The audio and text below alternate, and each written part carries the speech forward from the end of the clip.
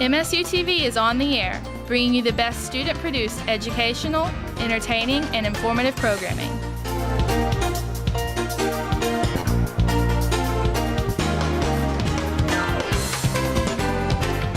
Broadcasting out of Breckenridge Hall on the campus of Morehead State University, MSU TV is signing on.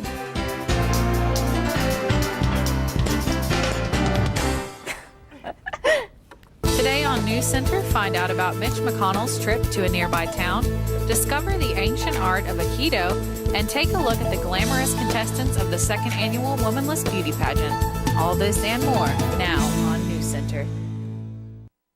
Good evening and welcome to NewsCenter. I'm Chad Hedrick. And I'm Leanne Zaproni. This is your news for October 23rd, 2014. U.S. Senator Mitch McConnell made a stop in Grayson yesterday morning. The Trailblazer was there.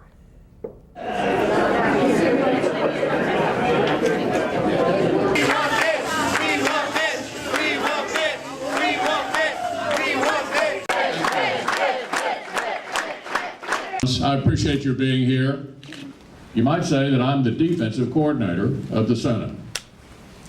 As you know, it's harder to score on defense than it is on offense. But the offensive coordinator gets to call the plays, has a better chance of putting points on the board. The offensive coordinator is the majority leader of the Senate. But I want to make sure you don't misunderstand this. This is not about me. This is not about bragging rights. This is about you. This is about you, our state, and our country.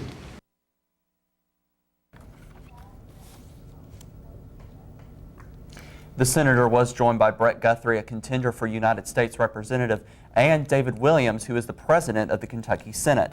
McConnell brought his re-election campaign to Grayson to remind them of how he, quote, carried the county 4 times and expects to do the same in this round.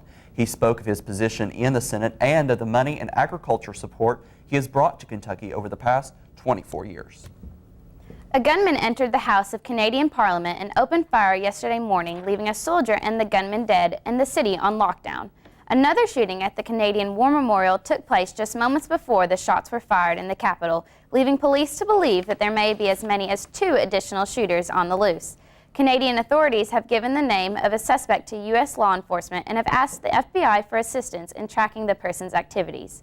Only one name has been provided, and it is not clear whether the name is genuine or an alias. Fazoli's restaurant is opening in Morehead, Kentucky on November 18th in Newtown Square. 2010 was the last year Morehead experienced a Fazoli's. It was located on 125 Flemingsburg Road, but was closed down.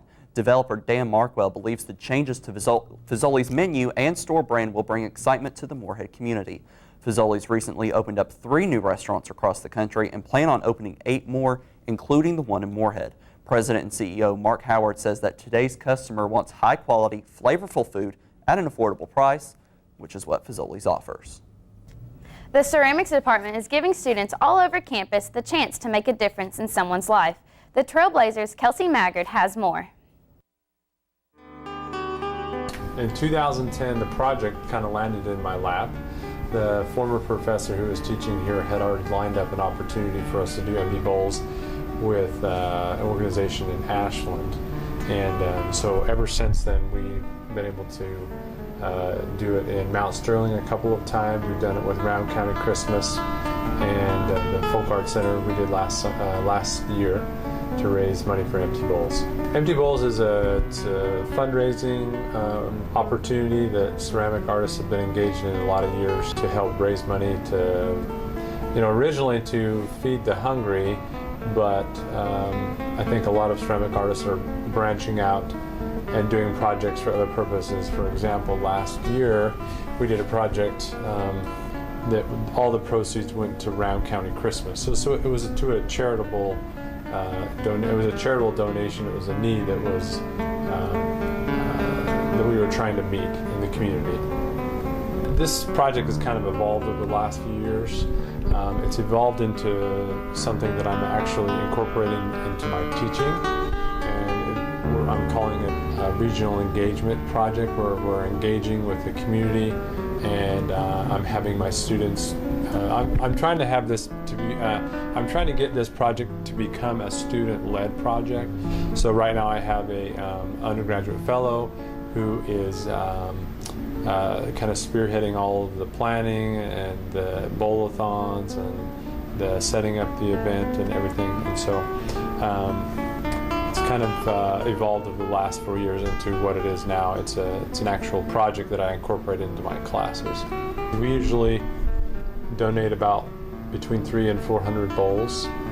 I think that the project has become more organized. I've got more students working on the ground to pull this project off rather than me planning everything from the advertising to the venue that we're going to partner with, how much clay to get and to buy for the bowls. And now it's becoming more of a student-led project. So I think overall it's evolved into a project that now can benefit students, give them experience that they need, interacting with community partners and things like that. We have it set up. We've got some bowl molds set up that students or anyone could come in and make a bowl even if they've never touched clay. So we've got it set up for everybody to have an opportunity to come in and get their hands dirty and make a bowl. We'll be right back after the break with a look at weather with Mary Dameron and NewsCenter Notices featuring Zach Howard.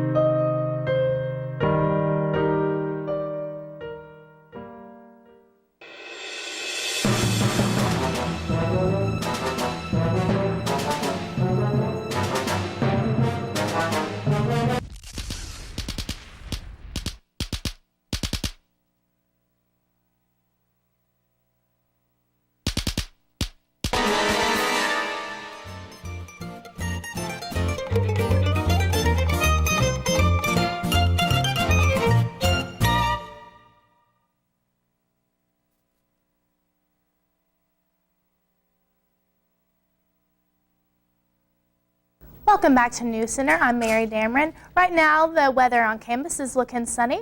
A high of 57, which is very nice for our Thursday evening. Record temperatures, high of 86 degrees in 1936 and a low of 25 in 1972. The normal high for this time of year is 66 degrees and the normal low is 45. So we're right where we need to be for this month of October. Taking a look at our current temperatures across the Bluegrass. Up north in Covington, it's 61 degrees, 59 in Frankfort, on down to 75. It's 60 degrees in Lexington, 57 in Richmond, and 55 in London. Our current radar, we're not seeing a lot going on right now. A couple patches of clouds in the west and towards the east, but pretty clear skies for this afternoon. Our 24-hour planner tonight at 8, it's 48 degrees, which is going to be nice. On towards later in the evening, it's 45 with fair skies. Towards tomorrow morning at 42, it's 42 degrees at 7. And tomorrow night, it's 55, which is going to be nice. So we'll take it right over to the news desk for NewsCenter Notices.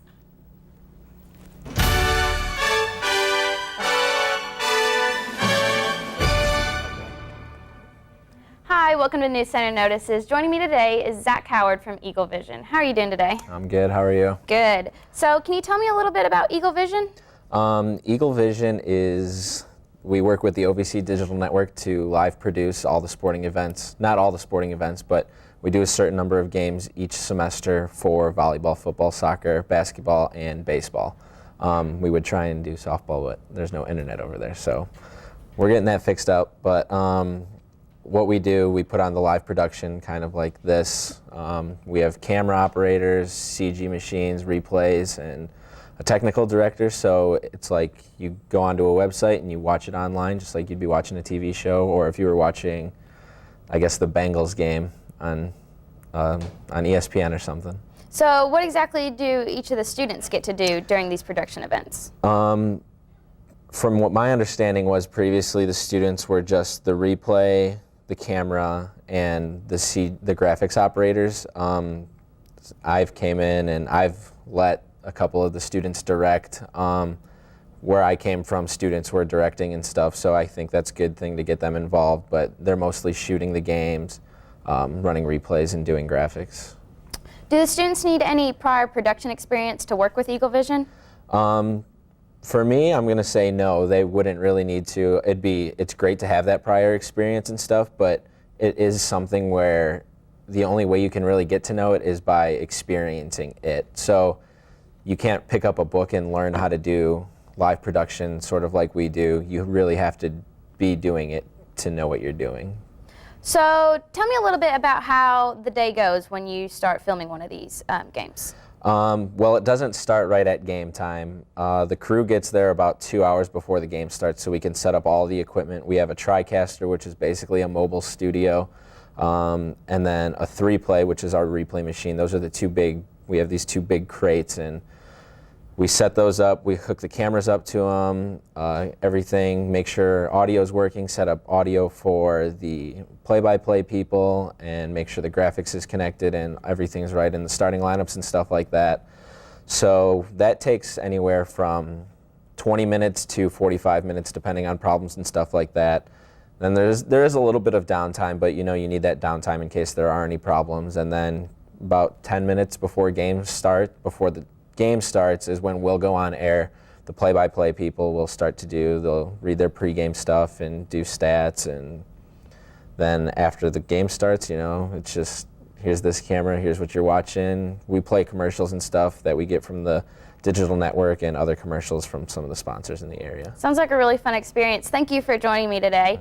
We'll be right back after the break with an extended look at weather and Samuel Perkins with Eagle Athletics. It never gets old, huh? Nope. It kind of makes you wanna... Breaking the song? Yup. I love the sunset. I love Eagle Lake. I love the forest. I love when eagles play. I love the campus! And all its sights and sounds. Boom-de-yada, boom-de-yada, boom-de-yada, boom-de-yada. I love philosophy. We love diversity. I love English. And all its weird words. I love the music. And all its melodies. Boom-de-yada, boom-de-yada. Boom-de-yada, boom-de-yada. I love fraternities. I love sororities. I love to draw things. And all the athletes. I love Moorhead. It's such a pretty place. Boom-de-yada, boom-de-yada, boom-de-yada, boom-de-yada, boom-de-yada, boom-de-yada, boom-de-yada, boom-de-yada.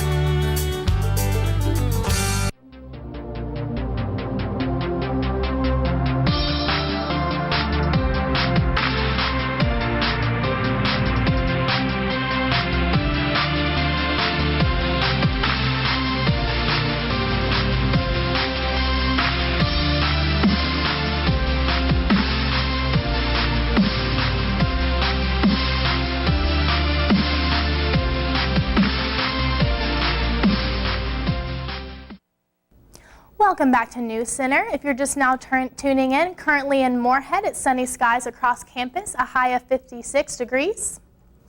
Taking a look at our 24-hour planner, courteous of WKYT. Tonight, we're going to have a nice evening at 48 degrees. On towards 11 p.m., we're seeing fair skies, 57. So you want to bring a light jacket if you're going out for the evening. Tomorrow morning, we're going to see a few clouds as you're waking up, 42 degrees. And on towards our afternoon, 54. There might be a stray shower or two, so make sure you pack the umbrella when you're headed on towards class or work. Towards the evening, 5 p.m., it's going to be 61. A little breezy and mild for the evening. By 8 o'clock, we're going to be leveling out at 55 degrees, which is going to be nice for all those football games. Taking a look at our current temperatures across the Bluegrass. Up in Covington, it's 58 degrees. Frankfort, 58. Louisville, 59. Lexington at 61, 55 in Mount Sterling, 57 in Moorhead, 56 in Ashland. On towards south, we're going to be at 59 in Richmond, 55 in Danville, 57 in Somerset, 60 in London, and 59 in Harlan. At our current radar right now, we're not seeing a lot of activity going on, maybe a few patches of clouds up towards our west and some down in the southeast, but generally pretty nice skies. It's looking great for the afternoon so far. Taking a look across our entire map of the United States, we're seeing over in our western part there's some cloud coverage and stuff going on, but working its way back east, not a whole lot going on. We do see a couple patches of rain that might be trying to linger its way on down towards us, so make sure you are prepared and bring an umbrella just in case it hits us.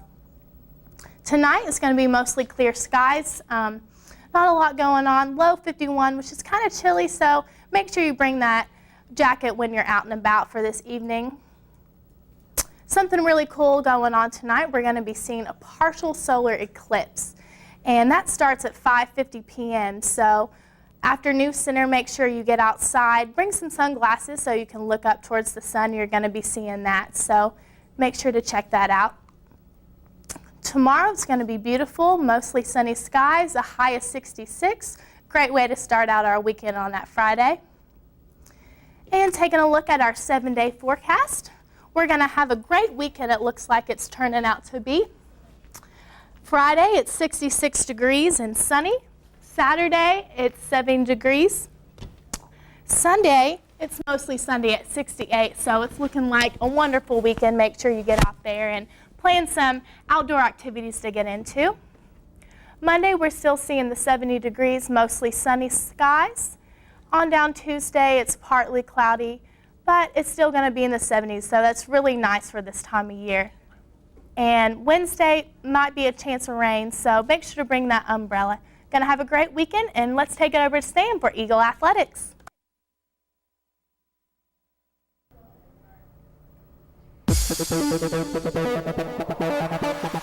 Your home for the Moorhead State Eagles, this is NewsCenter Sports. Your Moorhead State men's tennis team took the court at the Ohio Valley Regionals this past weekend. Sophomore Richie Kroonberg and junior Nick Mercer led the way for the team, both winning singles matches in the opening round. Unfortunately, they were not able to keep the streak going as they both fell in the second round. The men are set to end their fall schedule this weekend at the Louisville Fall Invitational. Although the MSU volleyball team is not having the best season, they have found a way to lighten the mood. Well, I came up with the idea of doing a music video. I just started with the team this year, and my background is in video, so I thought it would be cool to do something fun and make a music video. I suggested to the girls that they come up with an idea. So they actually came up with the idea of doing the Taylor Swift song that we're doing the song to currently. We're doing Taylor Swift's Shake It Off, and we're just kind of making a remake of that. So we're going to have various campus groups involved, some dancing on campus, some dancing in the gym. So it should be a fun video. I think they like Taylor Swift, and I think they just thought it was a fun song, and it's also something that's popular right now, so people, when they see it, will identify it and know, what song it is. It doesn't really have a definite use. I think it's just really fun, something that we can put up on YouTube and something that they can look back at later and be like, hey, that was something really fun that we got to do, and basically, something they can look back on and have a fun memory of. Well, I can tell you some of the groups that we were able to get involved, which I was really excited about. There is something called the Order on campus, and they have lightsabers and do duels and stuff, and so I think that's really fun. And then our Quidditch team, which I think is just unique, was able to get involved with us. And then we have our dance team and our cheerleading team that are in the video as well, and I think they're just extremely talented. So getting to work with them was awesome. And a lot of fun. You can expect to see a lot of laughing, a lot of silly dancing, so entertaining for sure. I want people to know that this is not something that we took practice time out to do. We did it all on our own time and all for fun. It is not certain when the full music video will be finished. The Moorhead State football team took a 41-7 loss this past weekend to the Dayton Flyers at Welcome Stadium. The Flyers were able to get 443 rushing yards and use that to flatten the Eagles. With that loss, the Eagles fall to 2-5 on the season and 1-3 league play. The Eagles were down 28-0 at halftime and were not able to score until the third quarter on a Jake Raymond 4-yard touchdown catch. Raymond led the team with 64 yards on 5 catches. Defensive sophomore safety Brandon Lauder had a team-best 8 tackles, and sophomore safety Dominic Irie was able to record his first interception of the year. Morehead State returns home to host PFL opponent Valparaiso on Saturday. The Alumni Association will be having a tailgate at the Eagle Rally Zone Saturday prior to the MSU versus Valparaiso home football game. It will begin at 11 a.m. and the kickoff for the game will be at 1 p.m. For more information, call 877-690-4483. Your Lady Eagles soccer team fell to the Southeast Missouri soccer team. SEMA was able to score the 2 first-half goals and never looked back. Junior defender Kimberly Golden scored Morehead's lone goal on the day, making that her 3rd score of the season. But the goal wasn't enough to pull away with the victory. The Eagles fall to 8-5 on the season with that loss. Morehead State returns home for its final game at Jane Stadium on Sunday when it hosts Eastern Illinois at 1 p.m. It will be senior day, so Morehead will honor its 10 student athletes playing in their final home game as an Eagle. Morehead State University held its first Light Up the Lot event last Thursday. The Trailblazer was there to take in all of the excitement. It sets the precedent to let people know that we do have fun down here at Morehead State University, especially with our athletics. And kudos to our athletic department for having the vision of putting this on. And hopefully we can continue this. You know, to get pretty much our whole student body out here on a night like tonight, the rain kind of helped us out a little bit. It went away at the right time. And what better way to start off the season with the excitement that we had tonight. For NewsCenter's famous sports trivia.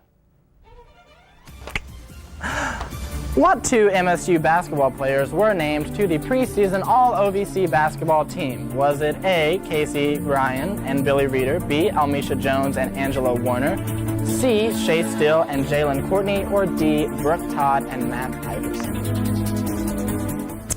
Well, I'm going to have to go with D. I'm going to say it's Angela Warner and Almisha Jones. I agree. Almisha and Angelo. Well, Chad, you would be correct, as would you, Leanza. It is B indeed. And Jones is actually Morehead State's top returning scorer, and she also led the team in assists and steals last season. And Warner has ranked 6th in the OVC last season with a team best 17.5 points per game. So that's pretty awesome for both of them. Yes, and we will be right back after the break.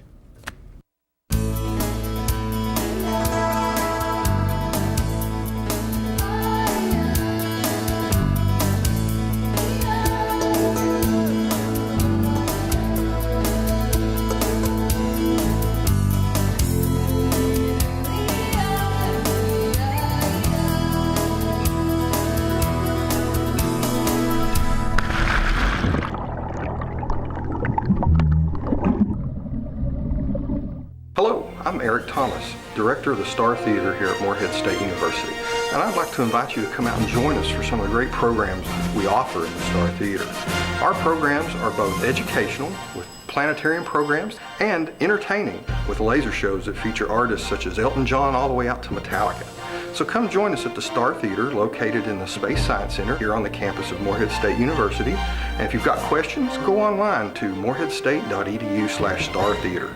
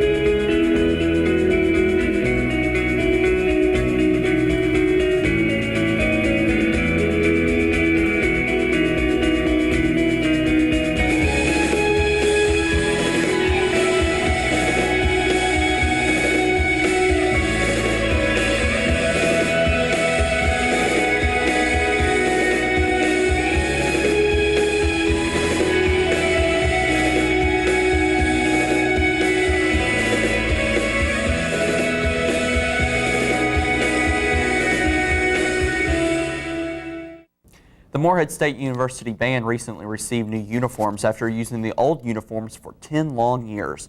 There are quite a few changes with the new uniforms. The old Morehead State University M logo was replaced with the new Beaker logo on the front of the uniform's jacket. Also, the old navy colored pants were replaced by new black pants. 3 inches of length have also been added to the plumes of the new hats. The new uniforms were made by the DeMolin Company, founded in 1892 and is the world's largest and oldest manufacturer of apparel for the music industry. The new band uniforms are made of wool, therefore they are not washable. The new uniforms cost approximately $300 each, and with 186 band members, the cost would be around $55,800 for the entire group. The Morehead State University Color Guard also received new uniforms matching the band. The dead were brought back to life this past weekend at Morehead at the Old Town Cemetery. The Morehead Theater Guild kicked off the Dining with the Dead event, which features a short play, a dinner, and a ghost walk through Morehead. The event will also be held tomorrow night and Saturday night starting at 6:30 at the Rowan County Arts Center. Tickets are on sale now at the Rowan County Arts Center and can be reserved by calling 606-783-9857. The cost is $20 for adults and $10 for students. Attendees are encouraged to bring their own chairs. We'll be right back after this break. And print. Oh, yeah.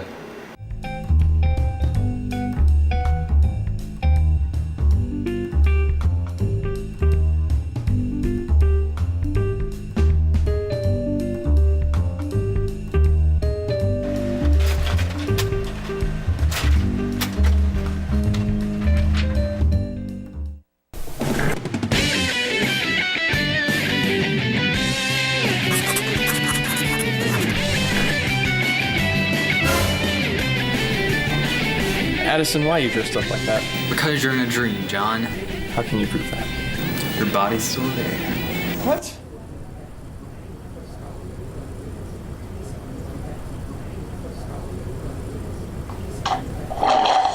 Wake up and smell the coffee. Java City. The makeup and curling irons were out last Wednesday as contestants prepared for MSU's second annual Womanless Beauty Pageant. Women's Beauty Pageant is where we can get men on campus involved with our organization. They come in and they dress up as females and they compete in a pageant like. It's all for fun. It's showing women that no matter what happens to their bodies, they're still going to be beautiful. Pink Ladies is a breast cancer awareness organization here on campus. We fundraise every year. We do the Women's Beauty Pageant, which we've held tonight. This is the second year in a row that we have been able to have this. We'll be holding it annually in October. In the spring, we will be having a balloon release. That's for the fighters, the survivors, and the taken. Like always, breast cancer is really near and dear to my heart. I've had family members that have suffered from that, and not just breast cancer, any form of cancer. They're all the same. They all target your body in the same way. So I just feel like everybody should always come out and support events like this because it's for a really good cause. So. A little-known group in Laughlin Hall received some attention when MSU student Carrie Maynard stopped in to learn about the ancient art of Aikido. Aikido is a martial art that's a free-flowing martial art. It's a defensive martial art. It's different than most people think a martial art is, like karate or mixed martial arts where there's a lot of blocking and striking. This is more free-flowing. If you're watching Aikido practitioners, people that have been doing Aikido for a long time, you would probably think that it was almost like dancing. It's very beautiful. It's a very beautiful martial art. And we have seminars. They're not actually competitions. We don't try to go out and hurt each other. In terms of what is this martial art and somebody that's joining this martial art and saying, well, if it's not about hurting people, what are you doing defensively? You're subduing your opponent, of course, or somebody that's attacking you, but you're doing it in a way that you're not going to seriously injure them or kill them. It's more defensive. So you're counteracting somebody's energy with your own energy. There are moments where it is subtle, and there are other moments where it's somewhat violent. But in any case, the end result is usually where the person that is attacking you or confronting you is not seriously injured. So it's actually a really nice martial art to get into if you don't want to get into something that's very competitive. because we all work together in here, and that's why we have training seminars to work together to learn these techniques. The classes for our MSU Aikido Club are held Monday and Wednesday, 5 o'clock to 6:30 p.m. in the Laughlin Health Building. It's open to the community, and it's a non-confrontational martial art, and it's a beautiful martial art. And it's you learn a whole lot from this, not just from a martial arts standpoint, but from a philosophical standpoint. So it's a really nice martial art, and that's what I've gathered from it, actually, not just from technique, but from mind, body, and spirit. On behalf of Mary Dameron with weather, Samuel Perkins with sports, and the rest of the NewsCenter team, I'm Chad Hedrick. And I'm Leanne Zaproni. Have a great evening.